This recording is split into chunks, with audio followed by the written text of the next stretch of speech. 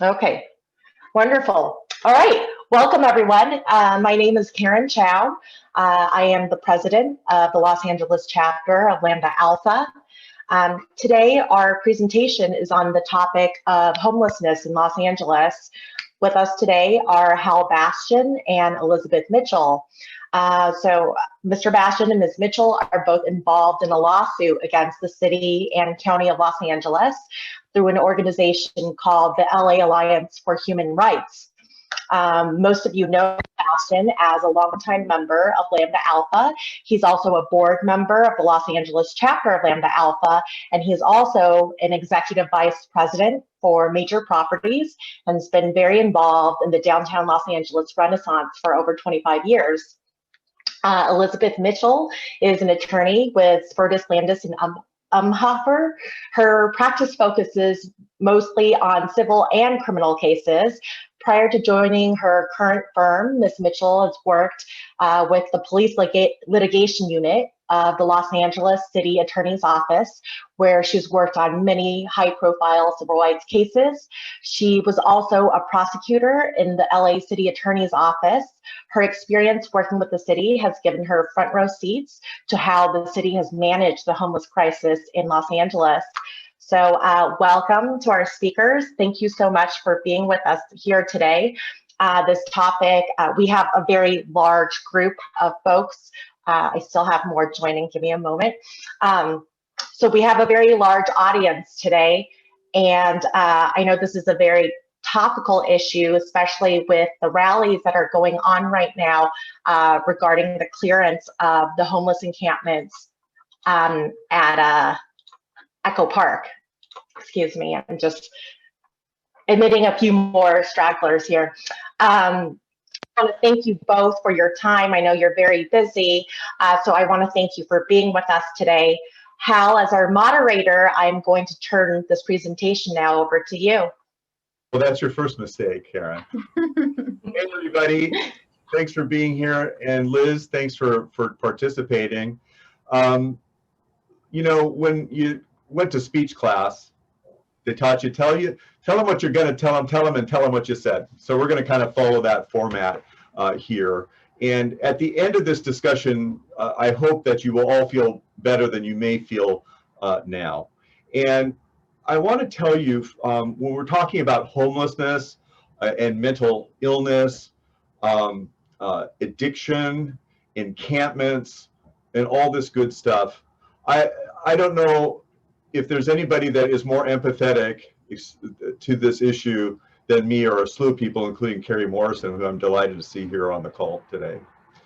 And the only difference between me being an executive vice president, you know, of Major Properties and someone who's been privileged to be a leader in the community, and someone living in a tent a block from where I live. I live at the Douglas Building at the northwest corner of 3rd and Spring. And 1 block away at the southeast corner of 3rd and Main are encampments. And the only difference between me being here and being in the encampment is if I ever choose to drink or use drugs again. I just celebrated 20 years of sobriety on February 5th, and there but for the grace of God go I. So I'd like you to all know that I come from a position of caring. And the reason I say that is oftentimes in my work at the Downtown Center Business Improvement District and others, you know, there were people in the community that said, oh, you just want to get rid of the homeless and they're inconvenient and you don't know. I do too know. And so thanks for listening to that personal part of the story. We all know that we have a problem. We all know about mental illness and encampments and the fact that the sovereign, the city, and the county have lost control of the public realm. Just look at the encampments across from City Hall. It says it all. And you may be asking, well, how is it that we got to this position? And it's not just in downtown, by the way. Of course, it's a regional, statewide, and national crisis. But we have the dubious distinction of having the worst problem in America. And I think it's important to understand this. In 1924, 100,000 people lived in downtown LA. Okay, and then we did the suburbanization of Los Angeles after World War II. When I got here in 1994, we had 18,000 people living here. Well, guess what? In the city of LA, people vote where they live, all right? And almost nobody lived in downtown, at least people who voted. And so this city, as a public policy, created a containment zone for our services for people that were afflicted in the eastern side of downtown, out of sight, out of mind. And it was a strategy that worked for a very long time, but it doesn't work anymore. The conditions you see on the street started, and Elizabeth's going to kind of go through the litany of lawsuits that started, but the reason you see what you see is because of a series of federal lawsuits. And it all started regarding a law, LA Municipal Code 41.18, which says it's illegal to sit, lie, or sleep on a public sidewalk, right? And that's where it all begins. And I'm going to let Elizabeth go through and just give us a brief summary of these lawsuits that led to the conditions. And then what I will tell you is that the LA Alliance for Human Rights is an interesting group. And it involves people like me and people that have been homeless and many, many other people who believe that it's not okay to let people die in the public realm, that we are violating their human rights. So they may have a de facto civil right to be homeless, but we as a society are violating their human rights as people. You know, there's a lot been written about how much mental illness affects us. Not everybody who's homeless is mentally ill or addicted, but let me tell you, a lot of people are. A few years ago, the LA Times wrote an interesting editorial saying that only 37% of the homeless are mentally ill. I thought that was a weird way to characterize it. So that is an issue. One of the issues too is that we talk about housing, housing, and housing. That's important, but we need to be talking about shelter, shelter, and shelter. And there's some people in the community that believe if you provide shelter, then you take away the pressure to build the housing. You know, it takes a long time to build housing, a long time in the city. And we believe people should be sheltered until that comes. And Liz will talk, you know, more about that, you know, as well. And at the end of the day, what the LA Alliance lawsuit is about is giving our politicians political cover from NIMBYism. I don't know anybody around who doesn't care about mental illness and homelessness, but a lot of people don't want the solutions to be in their neighborhoods. In this city, we have 15 council districts, and downtown has most of the work and has historically. And if any council person would be open to sheltering homeless people in their districts, they get voted out of office like that. So many years ago, I said, you know, we didn't get civil rights in this country, and we still have a lot of challenges, but through democracy, we got it through Brown versus the Board of Education and a few riots. And we're not going to solve the problem of mental illness and homelessness through democracy either, because our politicians aren't strong enough to lead. If they were, we wouldn't be here having this discussion today. So with that, Liz, I want to talk about hope and a little litany on the past lawsuits that got us here, and then a summary of what our lawsuit that we filed on March 10th is about, where we are now, and where we're going. So Liz, I'll turn it over to you.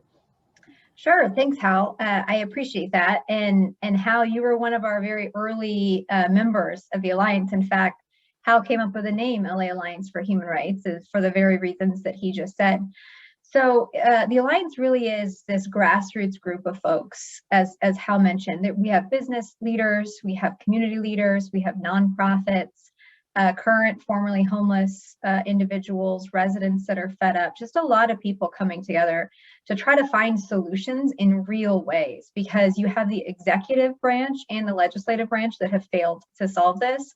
So then we thought, well, let's involve the third branch, the judicial branch, and see if we can get something done.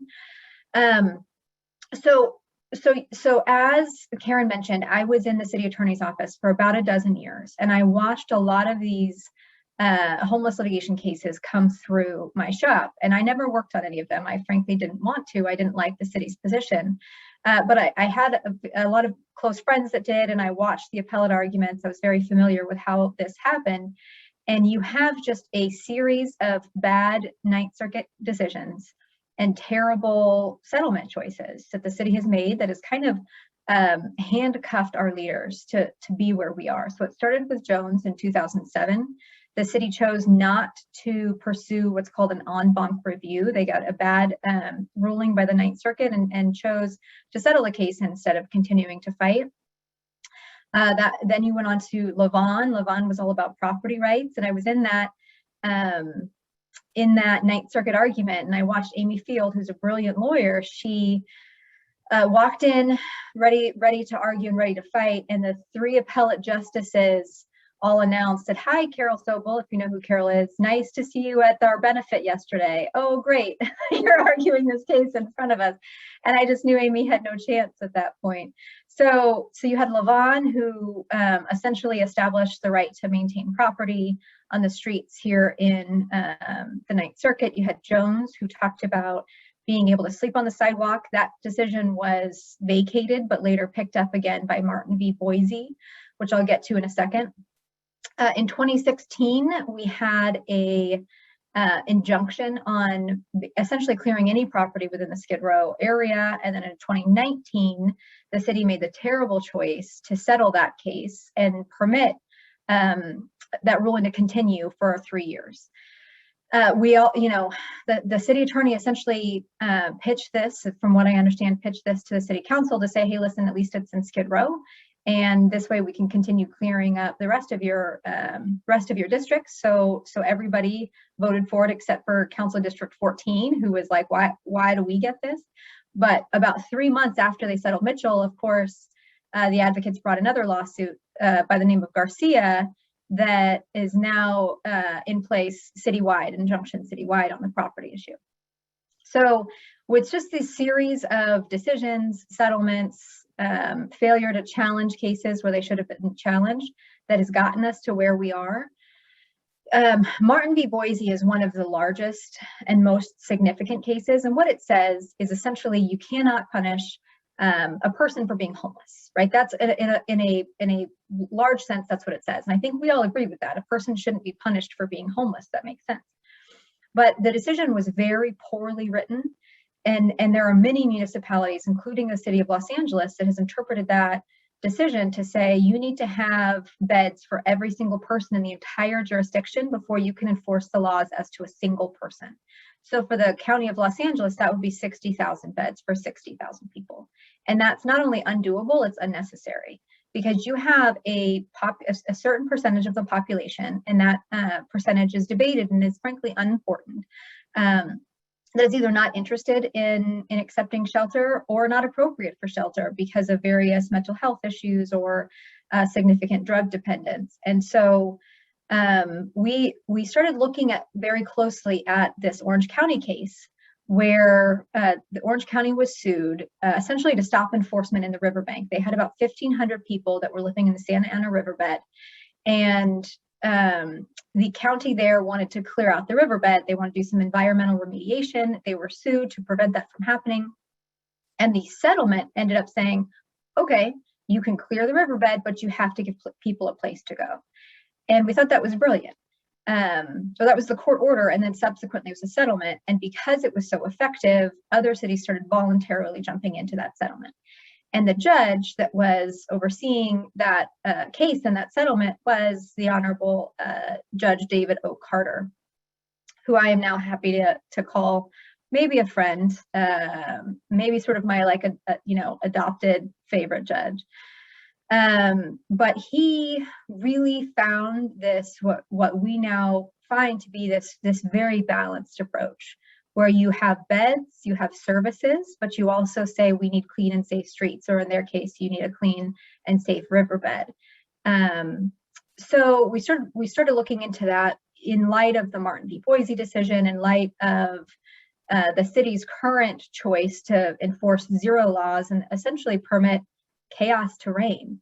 And so when I was approached by a group of folks that were looking to try to use the courts to do something affirmative, and I had only been out of the city for about 6 months when this happened, we started trying to think maybe we can model it after this. And at the same time, which was in about July of 2019, Mark Ridley Thomas and Darrell Steinberg, who led the governor's task force on homelessness, wrote an op-ed and published it in the LA Times that said the right to shelter and the obligation to use it.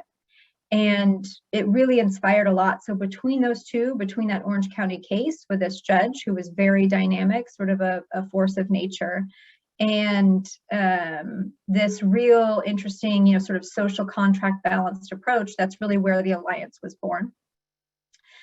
So then, we started pursuing that path. Does that answer the question, Hal? Is there something else you want me to go into before we start talking about the case?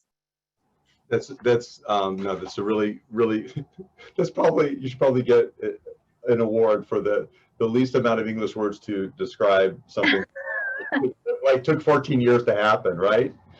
So, one thing before you start your remarks, listen, everybody, if we had an 8.0 earthquake right now, and we had 60,000 people who were homeless, within 2 weeks' time, they would all be in tents. This is a 60-year 8.0 earthquake that we're realizing here, right? And people wouldn't be complaining if they were in tents and porta potties and things like that in a disaster. And so there's where we are. So to give some context. So Elizabeth, let's go now into the lawsuit. Let me tell you that people in the community approached lawyers to see if we could do this on a pro bono basis, and they just couldn't do it because the volume of research and work that had to be done was just not possible, not even by some of the big firms. And so we became aware of Elizabeth and her firm, and we engaged them. The LA Alliance of Human Rights engaged them. They litigation is not a cheap date, but the firm Spertus, Landis, and Umhofer was kind enough to give us a discounted rate from their rack rate. And so we thank you for that, Elizabeth. And it was very necessary because maybe we could start with the 6 months of research before we filed the complaint, and then what the complaint is and what the causes of action are. Sure. Yeah, we spent a lot of time. Essentially the Alliance was employing me full time to do this research and write the complaint, because this is a first of its kind lawsuit that has been filed anywhere in the country. And so it took us a long time to do this research to really make sure this was a focused and diligent effort to have the right plaintiffs and the right causes of action. And even then, many of the claims are novel. They have not been tested in court because the city and the county, thus far have agreed. We've all kind of put down our swords and trying to work together, although that might change soon. And I'm happy to get into that in a bit. But these are untested causes of action that have not been done before. So it took us quite a bit of time and a lot of diligence to get all of this together. And before we filed, we actually met with supervisors, with city council members, with the mayor's office, with lawyers for the city and for the county, really to kind of come to say, listen, we're providing you a way out almost. Right, we're using this as a platform to do what we know you all want to do, but maybe this is going to provide the political will to do it. And by the way, if you're not going to do it, we're going to work to force you to do it. So it was a kind of a carrot and a stick approach. There were many in the city and the county that were very receptive and excited we were bringing it. There were many in the city and the county that were less excited. And so that's why we went ahead and filed. So we have a number of plaintiffs, LA Alliance for Human Rights being the first one. And then you have a number of residents, individuals, businesses, and current and formerly homeless as plaintiffs. We have, I think, 13 causes of action, both federal and state claims, including negligence claims, inverse condemnation, waste of public funds. We can talk about Triple H if we have that time. I could spend 2 hours on that alone. You have public and private nuisance claims, CEQA claims, ADA, violation of equal protection, due process, state-created danger. I think that sort of summarizes what we're looking at. But we've got 13 different causes of action that we've developed. Great. And if any one of them fails, the whole thing doesn't fail, right? Oh, that's right. That's why we have, frankly, that's why we have 13 causes of action. And that's why I think we have something like 12 plaintiffs, because various plaintiffs are important, various causes of action are important, and we wanted to be able to cover our bases. Frankly, even if just one survives, the case survives. But given where I think we all are, I don't imagine any of them are going to be dismissed anytime soon. This is we put together, I think, the strongest argument one could possibly make from this posture. And we do have a judge that's sympathetic to this position and sympathetic to these arguments. He's already put out an injunction that was later vacated, the freeway injunction, maybe some of you may have heard of, where there was essentially an express finding of failure by the city and by the county. And because of their abdication of their responsibilities, we have the crisis that we have. And so because we really already have those judicial findings, we feel very confident moving forward if we do end up back in litigation.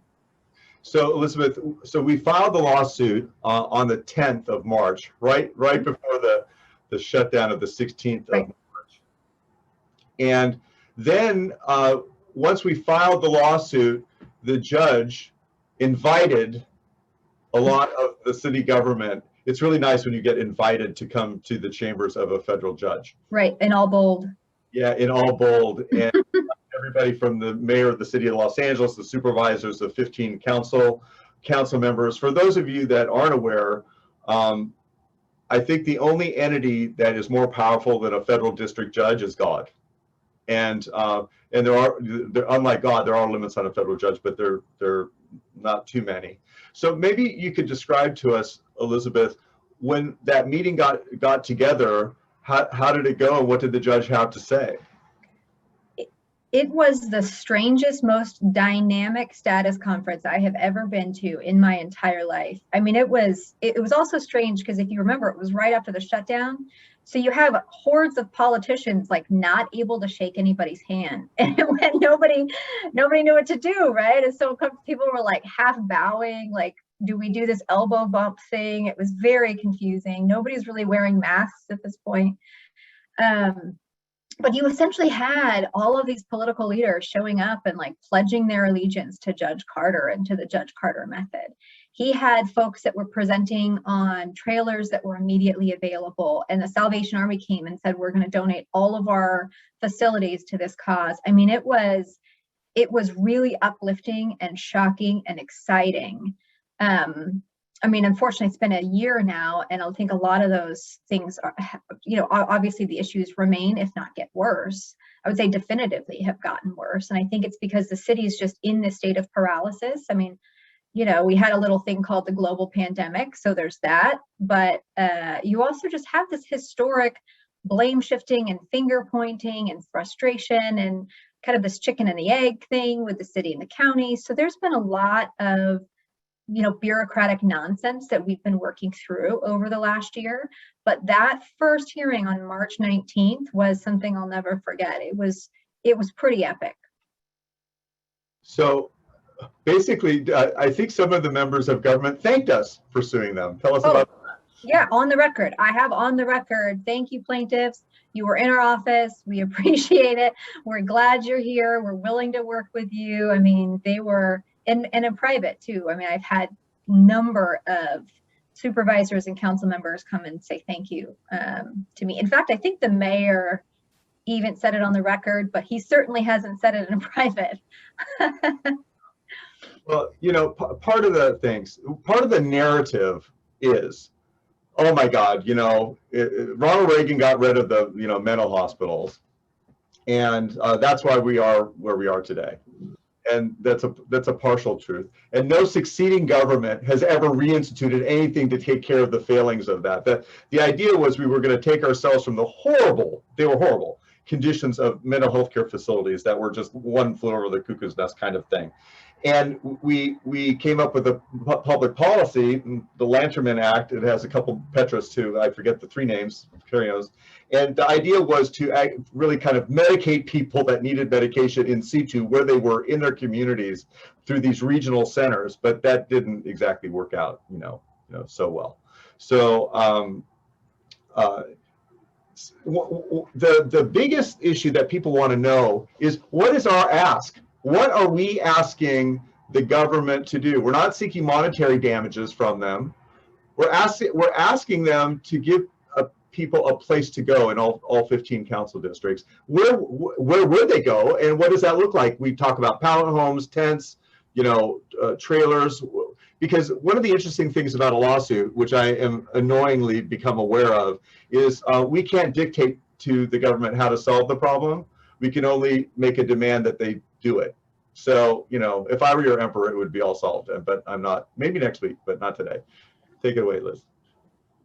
Yeah, on the mental health piece, it is very difficult. People want to go back to Ronald Reagan, but you can't go back 60 years, and blame 60 years ago for the failings of today.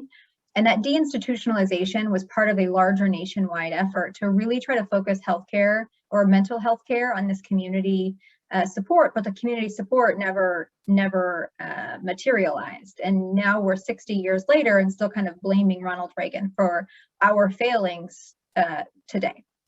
And you can't do that. So the mental health piece is significant.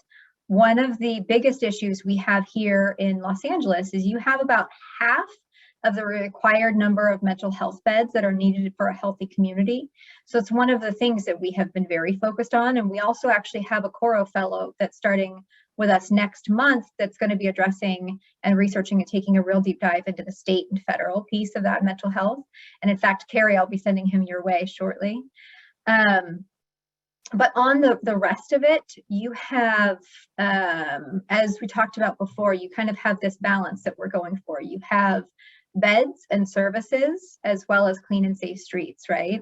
And part of the issue has been brought to me many times, and I'm sure some of you have heard this as well, is you don't want to warehouse people and you can't shelter your way out of the problem. And certainly interim housing, affordable housing, permanent supportive housing, those things are all important, but you can't ignore the literal bleeding on the street that we're seeing, right? I often liken it to like just the pure focus on housing. It's like a surgeon fixing a broken leg when his patient is bleeding out on the table from a gunshot wound. How much sense does that make?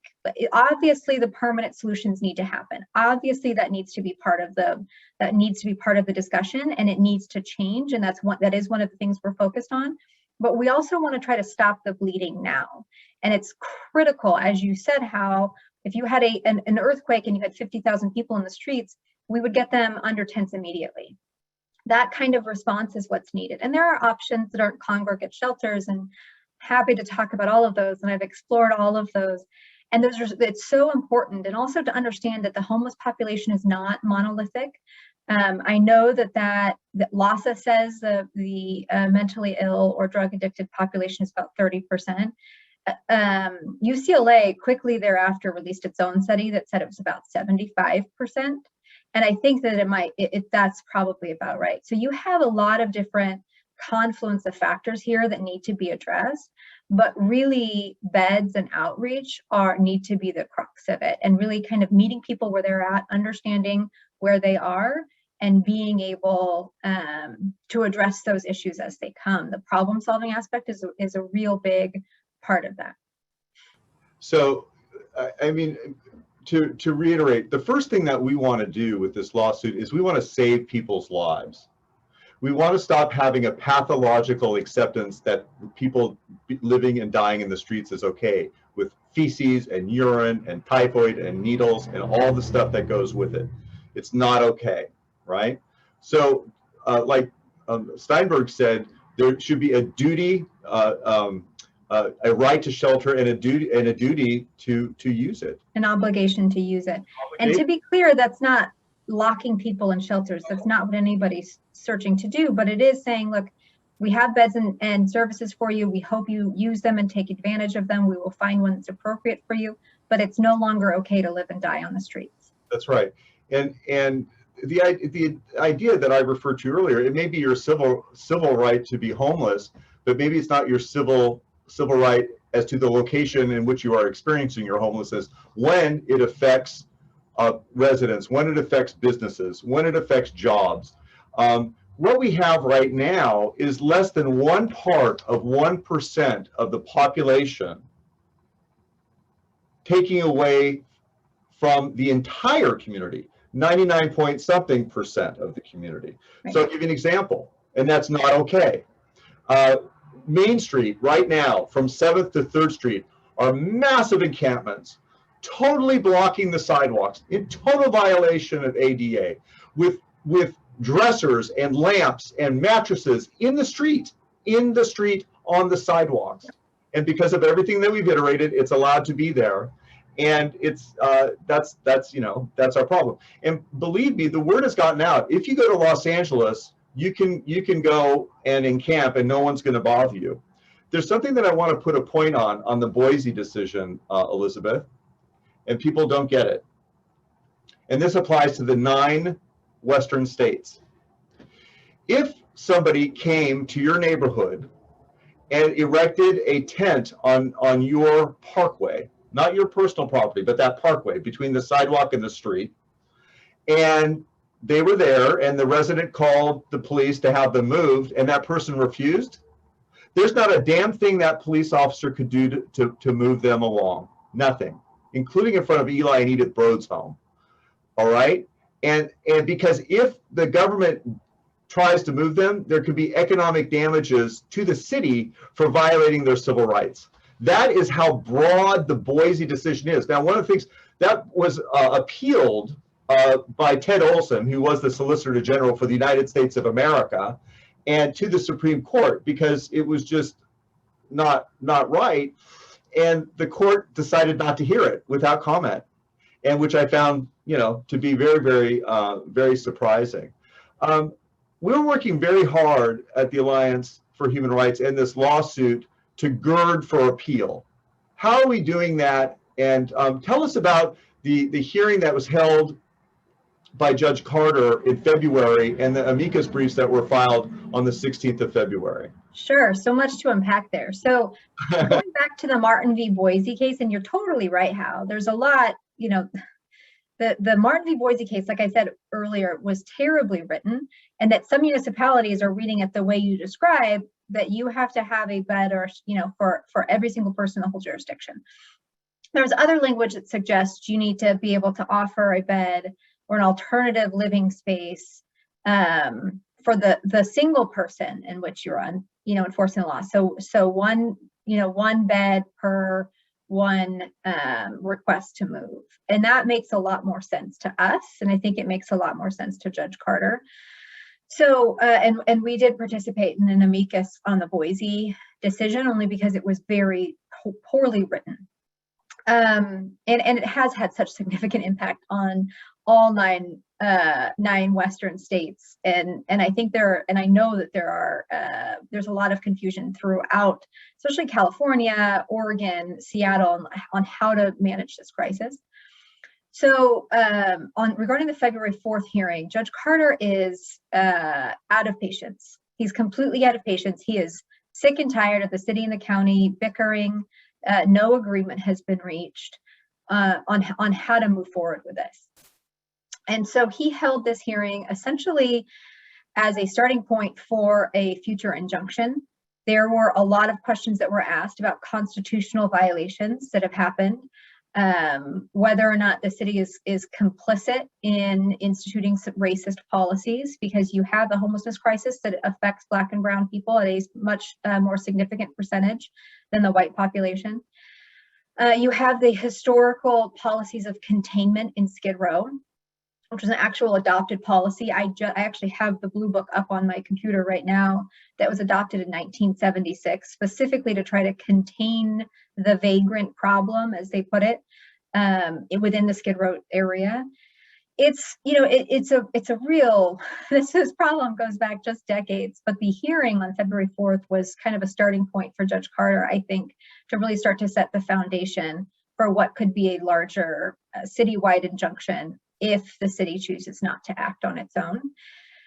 And he held it in Skid Row, and because he thought it was important that city and county folks see what they've created and the trauma that is happening every single day in Skid Row. I don't know how many of you have been down there recently. I was just there yesterday, and it's heartbreaking. The stories are heartbreaking. The desperation is heartbreaking. Certainly there are people that choose to be there. There's no dispute about that. There are people who want to be in their tents, and there are people who want to sell drugs, do drugs. There's a lot of human trafficking, weapons trafficking that happens out of the tents there.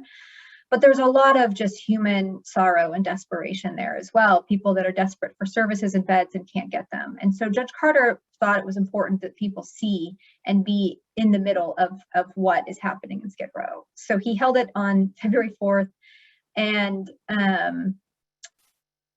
it was another dynamic hearing. The mayor chose not to show and sent his staff and said to essentially just get excoriated by Judge Carter. It was to the point where Ben Oreskes and I are trading looks like this is really uncomfortable at this point. He's out of time. He's out of patience. So are we. So we did file a notice after that hearing that we will be filing a motion for preliminary injunction. The original date for that was March 25th. Now, the city is actually in closed session today, I think as we speak right now, evaluating a settlement offer that we made, a term sheet that we'd sent over months ago, but they're finally talking about it. And if some type of agreement is reached, that may foreclose an injunction either by us or by the judge. But no agreement is reached, then, then we'll move forward and we'll see what happens. So there's been some questions asked, and Carrie, thanks for the Lanternmen Petrus Short Act, LPS. Very good. And there's a couple questions here regarding, I'll just say this out loud. The nonprofits who, we have a lot of nonprofits, with executive directors who make very good livings, but not what they would make in the private sector. And the overall underlying argument here is there's no motivation from these service providers ever to solve the problem because they'd all be out of a job. How do you address that? What do you think? I don't think it's true. I don't think people are sitting around going, I want to keep my $200,000 executive year job and not solve homelessness. I don't think that happens, but some people do. I think that I think that it does happen. I was not a conspiracy theorist before I started this out, but I have become sort of a believer in the homeless industrial complex. Not to say that it happens often, not to say that everybody that's involved in this is nefarious. I don't believe that. I believe that this, LASA, that most of the service providers, that the nonprofits are deeply, deeply caring and trying to solve this. I do. There are some who are invested in the status quo. And I don't see another reason for some of the actions that I've seen. But I think that the more prevalent situation is that so many people have taken a certain perspective of how to solve this crisis. And to now, after 20 years of a certain perspective, to now rethink that perspective and admit that what you've been doing for 20 years hasn't worked, I think is a hard thing for some people to do. Yeah. And I've had those tough conversations with those executive directors.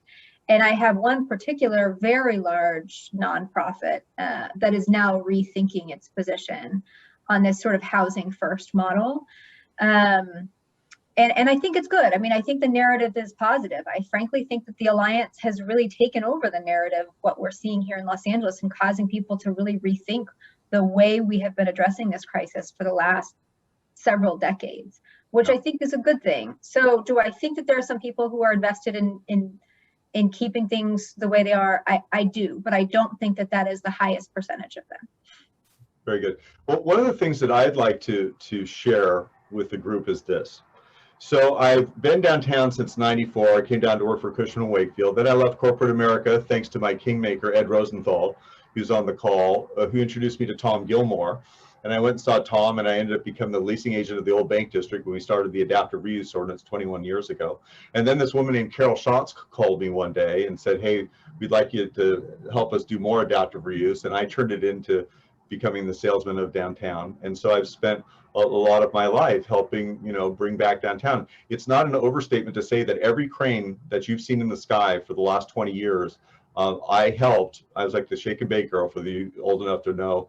I helped people get the confidence to build, to be equity investors, and to do debt on it. And so I am one of the most optimistic people around. Many of you know me personally. I'm very, very optimistic. And I got to tell you, I live at 3rd and Spring, as I mentioned, and I have, even prior to COVID, had become so exhausted by this pathological tolerance of our current situation that I have thought about selling my unit at the Douglas building and retiring from downtown. I mean, altogether. just leaving. And I got to tell you, some people have given me the moniker of, you know, the mayor downtown, Mr. Downtown. And when Mr. Downtown is thinking about leaving downtown, you'll forgive me, but, you know, downtown, we have a problem, right? Can I say something? Yeah. It's very painful to see the crisis unfold in the very area of the historic core that really started the recovery. That's right. And in which a lot of young romantic entrepreneurs and young families wanted to participate. And as a result of these decisions, they really can't. Their business was destroyed or they found it dangerous. So yeah, thank you, Ed. Very upsetting to see it happen right there where so many people really created a recovery. Thank you. Maybe that's not a topic for today. Well, that's another discussion, and it's totally on point because of this. Let me tell you what. The genesis of this lawsuit was from downtowners, okay? I have been the chief fundraiser. I have been the chief fundraiser for this lawsuit. And all the money I've raised, hundreds and hundreds of thousands of dollars, I have not gotten $1 from corporate America. Not one. Why? They're worried, even though you could give anonymously to this effort, they're worried that if they give to it, they will be perceived as the big bad corporations against the homeless people who don't care about them. It's exactly the wrong optic. We're looking to save their lives. We're looking to not accept it's okay, but I can't get $1 out of them. And it's disappointing. So notwithstanding that, I'm out to raise a few $100,000 more because this litigation is extraordinarily expensive. And if we start getting into appeals and everything else, I'm going to be a full-time fundraiser for it. But unless things change, I'm going to talk about downtown because that's my world, but it applies to the region. These conditions that we see in the streets are causing people to leave our city, all right? Downtown Los Angeles, I can't tell you, I know scores of people whose leases came up and they've elected to move out of downtown. Why have they elected to do that? One is that they are tired of seeing people die in front of them. They're tired of people having psychotic breaks in the street, acting crazy, and everybody going, you know, there's nothing much we can do about it. All of the amenities and services that they came to enjoy from the restaurants, the bars, the nightclubs are closed, okay? I always wanted downtown to be the center of everything, except for every single political protest. They're tired of the protests. But most importantly, they don't feel safe. They just don't feel safe anymore. And that's what, Chris Rising is a big man, and I'm a pretty big man too. I used to walk around the streets of downtown with impunity. I don't anymore, okay? So it's a big friggin' deal. And the irony of big corporations not contributing to this lawsuit is this. If this continues, the diminution of their real estate values is going to go down by billions of dollars, literally billions. And I'm trying to raise a few $100,000. And anyway, that's another thing. Notwithstanding that, I'm going to go to him for a second swipe at this. Liz, what's our next step in the lawsuit in terms of we need a glimmer of hope to continue it? If I'm going to continue raising money to, you know, be able to help pay for this litigation, we got to have some light at the end of the tunnel. I won't raise any money. And by the way, this is not a fundraising phone call, but I just want to let you know what I'm doing. Go ahead. So I'm glad you brought that up because downtown is in a real world of hurt. It's not just downtown. Like Hollywood is feeling it, Venice is feeling it. A lot of other, you know, I get calls and emails from a lot of different folks. There is hope. There absolutely is hope. I don't know that there would be hope without this lawsuit, to be quite frank. I don't know. There wasn't any plan. We came in and suddenly we had a plan and it seems to be the prevailing plan, but I don't know that there was any plan before this. I don't see a scenario where we go away. I don't see a scenario where the judge goes away until this is addressed. And we're really at this precipice right now where if we don't reach an agreement with the city, I believe that the judge will act and will act soon. in a way that maybe the city doesn't like. Maybe he's going to start issuing orders that people don't like. He does have a tendency to kind of do the shotgun approach, but it gets people moving and it gets people galvanized. And so things will change. As frustrating as it has been, I know COVID has made things maybe worse and maybe a little bit harder, but COVID is going to go away and the homelessness crisis will remain. And I know we can solve this. I see a path forward, and that path is slowly getting wider and wider for us to actually turn this around. It's the only path. It's the only path to affect change. I want to read a few comments and questions here, Liz. This is from Carrie Morrison. If the city has settled, if the city has settled these lawsuits, which is added to the misery on the street, and make LA a magnet, because everybody knows they can come here and hang out, and nobody's going to bother them, right? That was my editorial comment. Is the judge giving a hall pass to other neighboring cities to do their share? West Hollywood, Burbank, Beverly Hills, Culver City, etc. So, yeah, I love this question so much because this has to be a regional approach. In fact, when we first started this lawsuit, we thought about suing all 88 cities, if you remember how. Yeah. And then we're like, we just don't have the resources to do it. Let's try to get the city to sue them, right? There was this whole back and forth. But the reality is we're in a really good spot.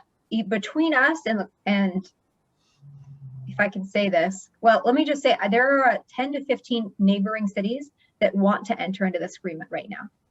They are really excited about what we're doing, but everybody's waiting for sort of the 800-pound gorilla in the room to make a decision, and that's the city of Los Angeles. Right. And so on the one hand, you have these folks that really want to enter into it because they see the success, and I'll give you an example of that. And there were multiple cities like Laguna Beach, down in Orange County. Laguna Beach is one. There were a couple others, Santa Ana, who voluntarily got into this. And since then, two cities in the county of Los Angeles, Bellflower and Whittier, also volunteered to be sued to enter into this agreement because they see the success of this model. And so now you have 10 to 15 other cities in the county of Los Angeles that want to do the same thing. Now, there are some cities that may not be incentivized to do that, but once we start really implementing our municipal codes, our public regulation codes in Los Angeles, such that people can no longer be sleeping in public parks and on sidewalks, and we have this kind of overall arching method, folks that don't immediately want to come inside are going to start migrating to other areas. And imagine the pressure it's going to put on those other areas to start working with us cooperatively. And so that's kind of the approach that we're taking at the moment, and that they saw be very successful in Orange County. Yeah, well, thank you, Liz. You know what, I'm going to read a couple more questions here, but one of the things that happened in the, was it February 4th hearing with Judge Carter, is Judge Carter basically invited the city and the county to say, how much power do I have? I want a brief on what the limits of my power are. Really throwing down a gauntlet to say, how much power will you allow me to exert over you? And to kind of stop the pathway to appeal. Is that a correct characterization of it? That's exactly right. He invited briefing to say, what are the outer bounds of my equitable powers? What can I do in this situation? In a situation where I am finding that the city and the county have abdicated their responsibilities to address this humanitarian crisis, what do I, the judge presiding over this case, have the power to do? Yeah. And if you go back and you read the briefing, you will see briefs by the city and the county that say you can't do anything, of course. And then you'll have briefs by us that say, let's talk about Brown versus Board of Education. Let's talk about the systemic changes that have come. Let's talk about the California litigation surrounding overcrowding in our prisons, right? There is a long history of federal courts acting affirmatively to provide equitable relief where the government has failed. Right. So we're still waiting on that order, and my understanding is it's been stalled to see if the city's going to act, and we should know that in the next week or so. Yeah, and that ultimately, like in Brown versus the Board of Education, the idea is that, you know, courts are not supposed to legislate, right? They're supposed to interpret things that are legislated. But if the sovereign refuses to act to the hurt of the minority or the people, that's when the court says, we're going to do it for you, right? Correct. Okay, so here's one. Is there a proven model which other cities have used to resettle homeless, which Los Angeles could be using but isn't? And if so, what is the barrier for implementation? So maybe we could talk about pallet homes and things like that. Can you read that question again? Sure. I don't think I understood it. Well, basically he's saying, what have other cities done to create shelter for people?